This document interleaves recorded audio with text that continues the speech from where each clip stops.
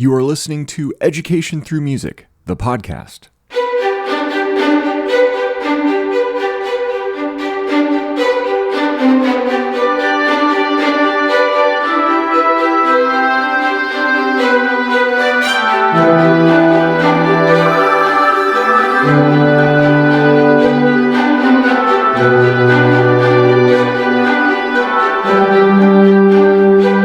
As always, I'm your host, Noah, and in this episode, I'll be bringing you to PS 236 in the Bronx, where the annual winter concert is underway. We'll hear some music, of course, but we'll also hear from ETM's own Davian Alleyne, who is the music teacher at PS 236, as well as several other prominent voices from ETM, the Principal of PS 236, and a parent of two PS 236 students. This episode ought to provide a fairly comprehensive overview of the ETM model. It's really a behind the scenes on everything that goes into establishing a great music program from the very first day of school on and preparing for a great winter concert. Now, without any further ado, Mr. Alleyne, Davian, thanks so much for being here. It's a pleasure being here and to share this experience with you, Noah.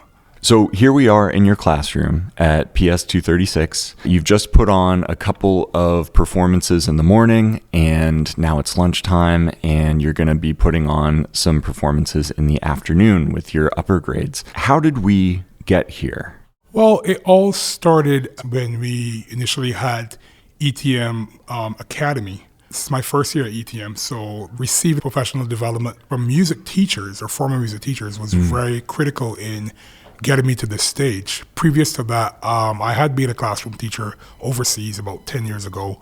And the experience was a little different because you didn't have that network, that support, that training from specialists in your area coming into a new school environment. We met the programs team, we did a lot of professional development. And then we came into the schools, got set up, met with the principals, and then we started to brainstorm, even before school started, figuring out a concert calendar, having a winter concert in December and perhaps a spring concert maybe in May or June next year. So in terms of, that's where it started. Here is Stephanie, Senior Director of Programs at ETM. At Education Through Music, we really try to practice what we preach to our teachers, and one of the things that we do is really backwards planning our professional development for our teachers. So that means that we're thinking about the end goal, which our teachers is a winter concert or culminating experience, sometime in the winter season and then sometime in the spring. So then we kind of step back from there and we think, we give different deadlines to try to, break up when things are due. We start in the summer with our summer academy. In the months of August, we're already talking about, quality singing, how you're going to start teaching repertoire with your kids. And our kickoff meetings with the principals, which is often the first time that the music teacher is sitting down with the principal at their school, we set the concert dates. Because often there's multiple schools in a building or there is no auditorium. And so we know that the conversation around booking that space as well as a rehearsal for it is really important. We try to get that on the calendar immediately so that our teachers are able to plan for that date. Because of that backwards planning model, it really put things into perspective in terms of a time frame and the expectations and how you have to pace the next 2-3 months out to achieve this goal. Rather than coming into the school not knowing what is happening, you come in with some sort of framework, some sort of general plan, because there was an existing structure. So something existed and you're trying to build upon that. So I think that was kind of encouraging when I heard that this is not a new ETM partnership. So I knew that they were accustomed to doing certain things, and I would have to, my aim would be initially to build upon what initially existed and improve it. Yeah. Which I think we have done. It is comforting that, on one end you have, as a new teacher, teaching in a DOE type setting, having the support of ETM and not coming in blindly. Right. I would say admin has been very supportive, because especially Mrs. WB, the principal, because she's been here for a while. And here is PS 236's Principal Wright Bauer, also known to her students and staff as Ms. WB.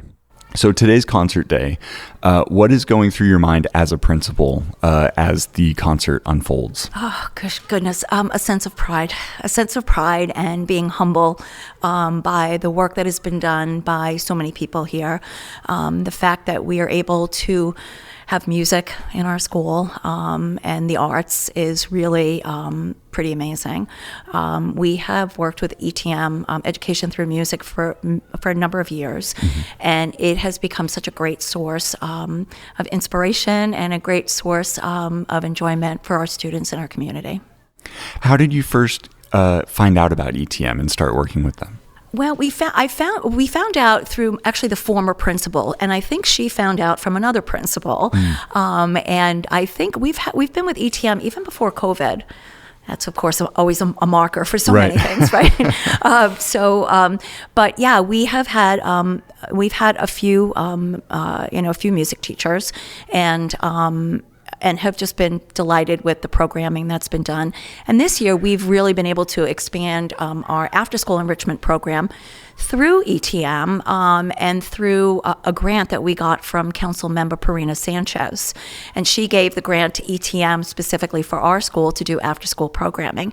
And that programming includes chorus, it includes art, visual arts, and it includes theater. So we've really been able to now sort of pull together, the arts, and what you see today in this celebration is really a culmination and a combination of all of those people. Wow. Yeah. It's a sort of renaissance all at once happening here at PS 236. As a principal, one of your many, many jobs is to support teachers in their development of their craft. What is it like working with an ETM teacher as opposed to a DOE teacher? I think the difference is, there's a high level of support. I think they are, for someone like Mr. Alleyne, he is fairly new. He's done programs before, but I think he's new to this program and is also a student, so he is also in school. And I think, there's a real freshness that he brings. I think the other piece is that it's not just teaching music. He knows instruments. So it's a very well-rounded, you can say, oh, I'm a music teacher, but really what does that mean, But he really kind of runs the gamut. So, as most of them do. And I think I just find that each and every teacher that we've had here has been really wonderful. They do get the support. They are observed as well. And they're observed, I believe, using the Danielson model, which is the same model that we use here for our teachers. So there's a lot of oversight into his development and into working with us as well. So that's the piece. It's like I have an extra partner in ETM, so that is a real, for someone like me who has, 25 teachers that I have to do observations for, it's nice to have a partner, and it's nice to see how it sort of all comes together for all of our teachers. Arielle, you are no stranger to the ETM podcast. No stranger to the ETM podcast. And thanks for coming back. Yes, thank you for having me back. Of course. So you are Davian's IS. Yes. And today's concert day. So walk me through your thoughts and feelings and what goes into this time of year for an instructional supervisor. Okay, so my job really is to just help Davian with all the ins and outs of his concerts. Logistically, at first he didn't know which grades were going to be in the concert, what the choir was going to do. So my job is kind of to get the principal, him, and ETM on the same page, and also help him with materials he might need that are missing for the concert, like instruments, microphones, things like that. Yeah, so what kinds of instruments and other things did you source for this show? So it's been an interesting time, especially with Davian. I had to go to multiple places to source the things that he needed for his concert. Yesterday was a crazy day because I was at Davian's school helping out with him, but then there was a call that there were extra boom whackers at another school, and I was here. He needed some extra ones, so then I had a cello on my back for that other school. So on the train, I left Davian's school with the cello on my back, got the boom whackers, But I put the boom whackers in the cello case because I needed a way to bring it back on the train. So left the cello, but brought the cello case back to Davian school, gave him the boom whackers, needed a microphone stand, had to go back for a microphone stand, got him the microphone stand, and then everything was good after that. So that's just a tiny example of some things that I can do for Davian and other teachers when they need help during their concert. That's not the least stressful way to spend an afternoon, but with you doing it, then that's something that the teachers don't have to worry about. Right, because I think if I wasn't here, mind you, I don't mind traveling because it's not like I also have to deal with the stress of, oh my gosh, the concert, I'm nervous, I have to please the principal. So I think it's a stress I'm willing to take. It's traveling, it's okay. But with Davian now, he doesn't have to worry about, oh my gosh, my boom whackers are missing. Okay, let me just call my IS. She'll figure it out if she can. Oh my goodness, I don't have a microphone. How do I do it? Oh wait, my IS is here. Let me do it. So I'm like the gopher for this concert, pretty much. And so you put the team on your back, or the cello, or the boom whackers, whatever the case may be, and the microphone stand, the amp. Right, and then it's one less thing for the teacher to worry about. Right.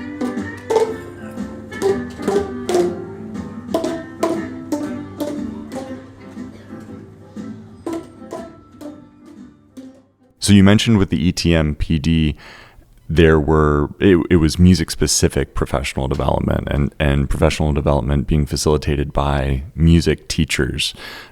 So is that a contrast to what was happening? Well, that was a contrast for me because even when I attended Teachers College briefly in Barbados, a lot of the professional development that I did was more specific to the age groups that you were doing and not subject specific.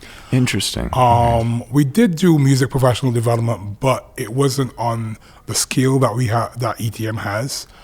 And I would say the networking, because it's a small country, less than 300,000 people, there are only about maybe 25 secondary schools in the island. So almost every music teacher knows each other. So it's a matter of networking with your peers, your colleagues, to really form that bond. And by doing that, we have, as persons went off to study to the UK or Canada or US and they came back to the country, we kind of, developed workshops around that. And then eventually, more certification programs started to happen at the Teachers College for music. But that took a while to happen. And that was one of the real reasons I left the country to come to the US to study, because I did up to associate degree in music, and then I did the external Royal Schools of Music diploma exams. But up to bachelor's level and master's level, there were no programs. Our next professional development was in September. So, about a month after the Summer Academy. And in that session, that day, we had a session on winter choral repertoire, which was actually led by one of our amazing Department of Ed teachers, who still partners with us, Antoine Dolberry, has done amazing things with this choir. We love to bring in teachers so that our teachers can learn from their peers and really see great role models in them. So September, we have that session. A couple of weeks later, we said, okay, you have all of this repertoire. You can use it or not. We consider this culturally responsive repertoire. It's winter. It's not, tied to any holiday. Anyone should be able to use it. And so then our teachers can either take what we've given them and know that the pieces are developmentally appropriate for all of their grade levels, because it's a lot of work to choose 2 songs for, if you teach pre-K through 5, 7 grades. So we have to support them in that, but also give them the autonomy to choose something else. Then their supervisor will look over the repertoire, give them any feedback. And then the next step was the concert plan, coming up with the concert plan. And we had another professional development session in November, the very beginning of November, to support the whole concert planning. We call it Concert Power, and I think we called this one Reloaded, because it was a 2.0 for some of our returners, which goes through every step of, the things that I've talked about around, communicating with your administration and the other teachers, getting support from the art teacher, getting support from the classroom teacher, making sure that families know, creating a program, decorating your stage. One of the ISs talked about having the vision. What's your students' vision for the program? What's your vision for the program? What's your administration's vision for the program? And really making sure that everybody is getting something that they want. Having that experience was totally different. Then I found it interesting that, you're receiving all the professional from people that were in the field recently. Because sometimes you go to professional development, somebody has been a professor or a scholar or a lecturer for 20, 30 years and has been, out of the classroom so long that their methodologies and their pedagogy is not necessarily bad, but it's out of touch with outdated, current times. Their sort of their profession has changed. Their profession is now professional development. Correct. So and because of the pandemic, a lot of things have changed in how we now do even things like the concerts, streaming, and how we prepare the students. That virtual interface is still there, although we are back in person. So I think that element of the pandemic changed things for the good, because we were able to adapt and learn things from that. So I would say ETM's professional development and their ongoing training and commitment to helping teachers with certification was one thing that drew me to ETM when I was looking to get back into the classroom. This school doesn't have an auditorium. It's something, that, Principal Wright Bauer really wants to get for her school and advocate for, but space is a commodity here in New York City. So before the concert, we're breaking down lunch tables and we're, sweeping up chicken nuggets and we're setting boom whackers, and we're sweating and we're moving. But we're doing it all because we know that that's going to make the kids feel special when they get it to a space that's decorated and they have microphones and lights and their teacher's going to stand up and conduct them, and it makes it feel real for them. And so we want it to look exciting for them and exciting for the community. It's not just singing in the cafeteria. It's a real show. And I really feel like this whole community at PS 236 in the Bronx really supported that effort. And I'm so proud of Davian. That's one of the things we try to support our teachers in, is that make this an opportunity for your community. Involve the art teacher. And he did. And she made the the decorations, and they were great. And there's tons of staff members supporting the transitions and, emceeing the performance. And that's what makes this special. We don't want it to just be the music concert. We want it to be the school's concert. For us, as you can see, we're a very small school, right? So we have to do a lot more with less. So the room that we are doing, this program in is our multi-purpose room. So in that room, we do lunch, we do PE, we do staff meetings, we do winter concerts, we do graduations, and it has a capacity of 150 people. So what's exciting about today is that we've been, because we keep saying, we're a small school, but we're able to figure out a way to bring in the whole community to this event through our PE teacher, who also has amazing technology skills and has set up our website. And so the fact that we can live stream this, that we can, all of our families and their extended families have access to this is really amazing, because our issue is that we're never really completely together as a community, but this has brought us together as a community. And we'll do things in the morning, like we have morning announcements, and that brings together our community. So we're always thinking about those ways to kind of have us all be together. And it does, it is problematic at times, but today is a very joyful experience, because now we could do this. We could do this for, for graduation. We could do this for so many things, or for our spring concert, which before you know it, it'll be coming up. So I think it's really, for me, it's like thinking about how you make it work. And sometimes you don't always have those resources. We don't have an auditorium. We don't have a gym. But you know what? Collectively, together, we all make it work. And that's and I think if I could think about anything today, that would be the thing that collectively, as a team, we have made this work. And so I'm very proud of this community. I'm proud of our people. I'm proud of ETM and our partnership with them. So I'm very grateful. Fantastic. Yeah, the thing that I am always struck by is the way that a digital space can make up for a lack of physical space, and especially in a school where a lot of your students are their families are recent immigrants. Yes. Their extended families in other countries can watch the performance, which would not be possible if it were strictly a physical space concert. It's true. So so I think it's just, continuing to learn and grow as a community, and not be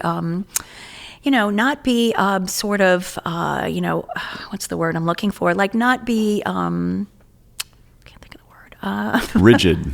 Yes, not be rigid in our thinking and sort of be expansive in our thinking and, being creative with our thinking, because again, isn't that what the arts do? That, Right. very creative, right?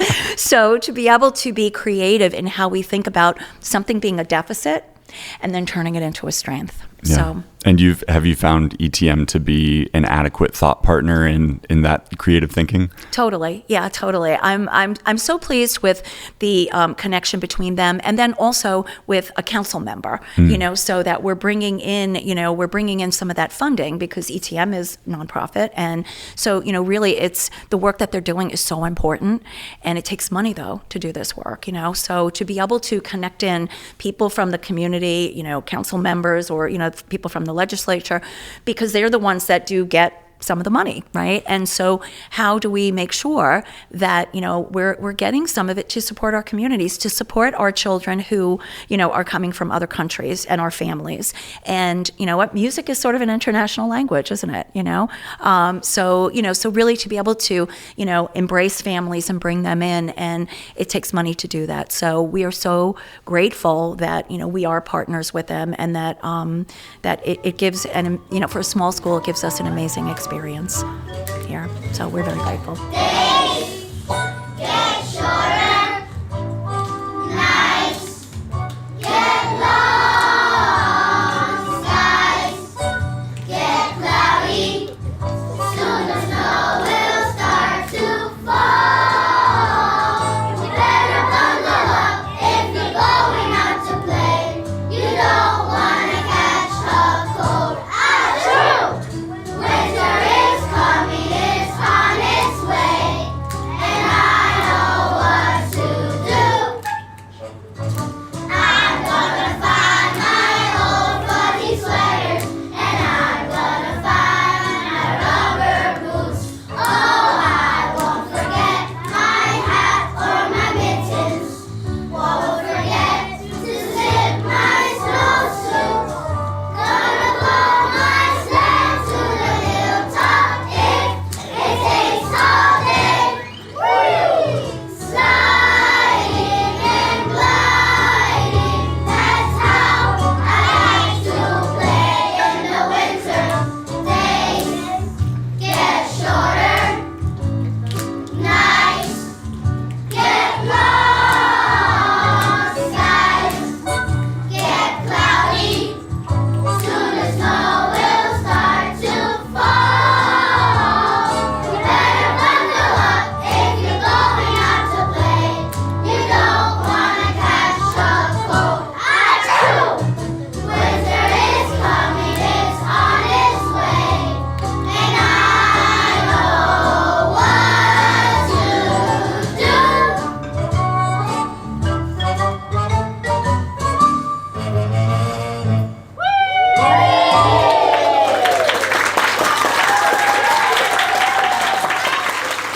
My name is Ana Garcia.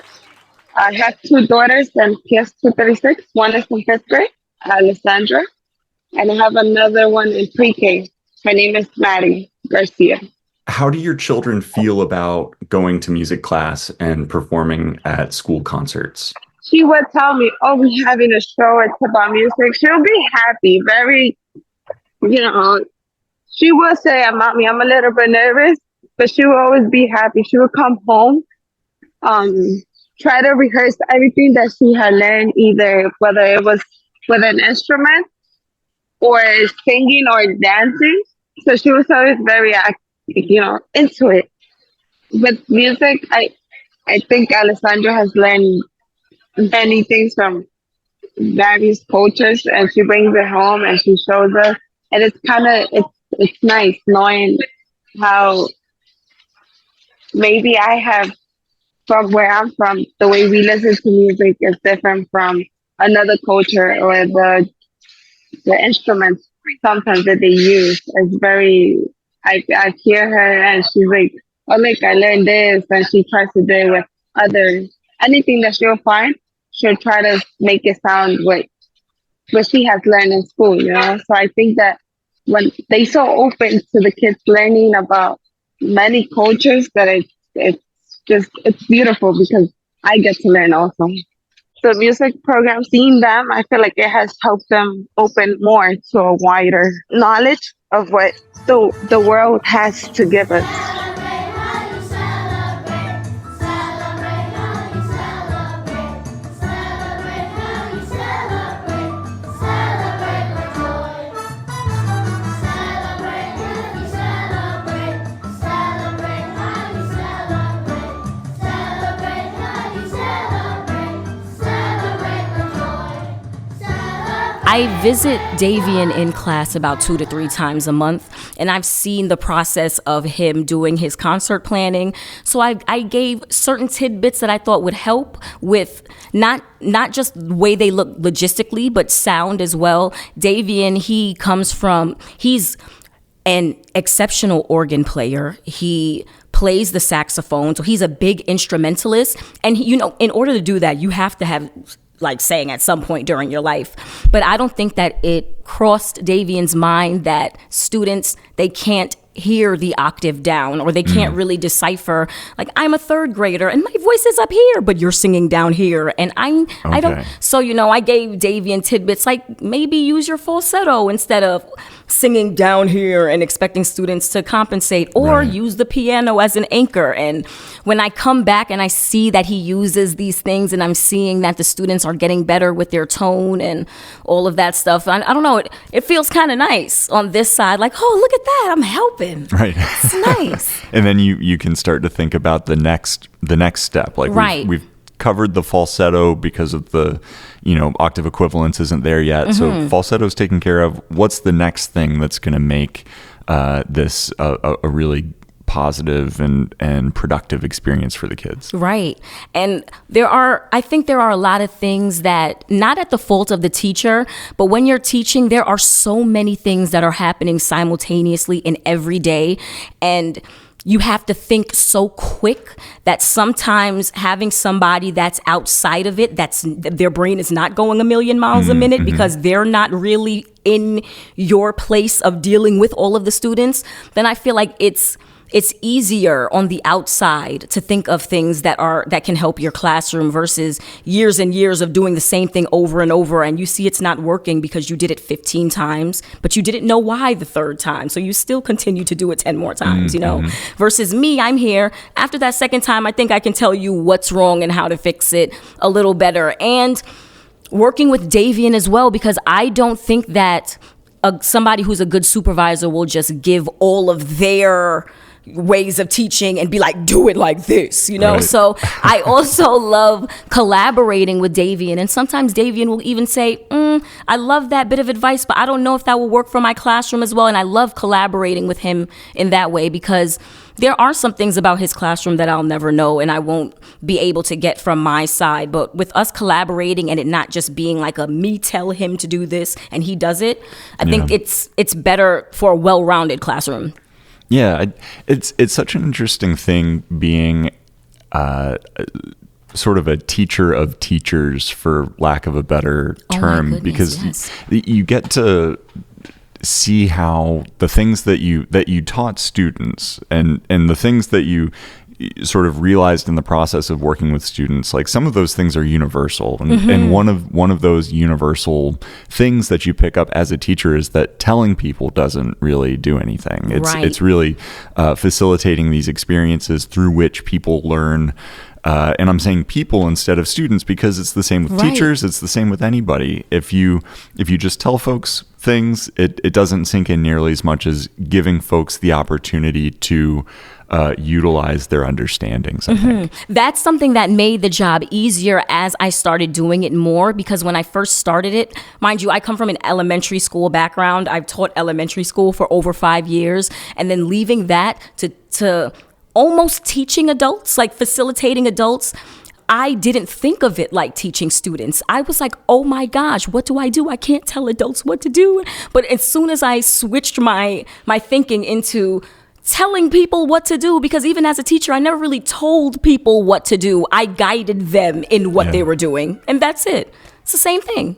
Yeah. Same idea. I've been to a lot of school concerts, and you can always tell when your colleagues they're working versus they're working, but also being entertained. Yeah, like being really excited about what their students are able to do, but also sort of enjoying the moment.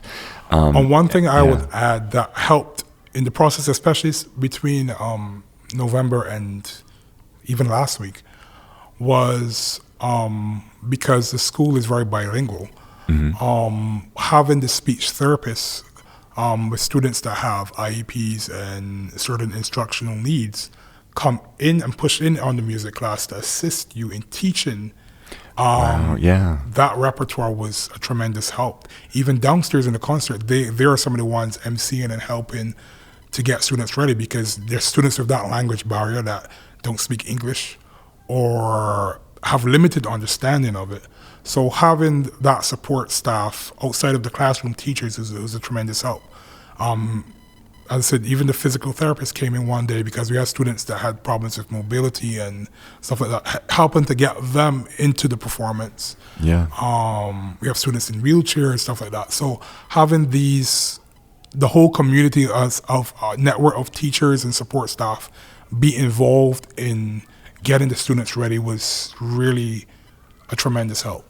I imagine also this can be such a great opportunity for teaching what they teach with the speech therapist, the occupational therapist, teaching what they teach through an authentic example. So like, working on language through music that's a great way to work on language. Because before preparations for the concerts, what would happen sometimes is that students would be pulled out one by one to go to these services during the day, from either during their cluster prep periods or in their regular classroom periods.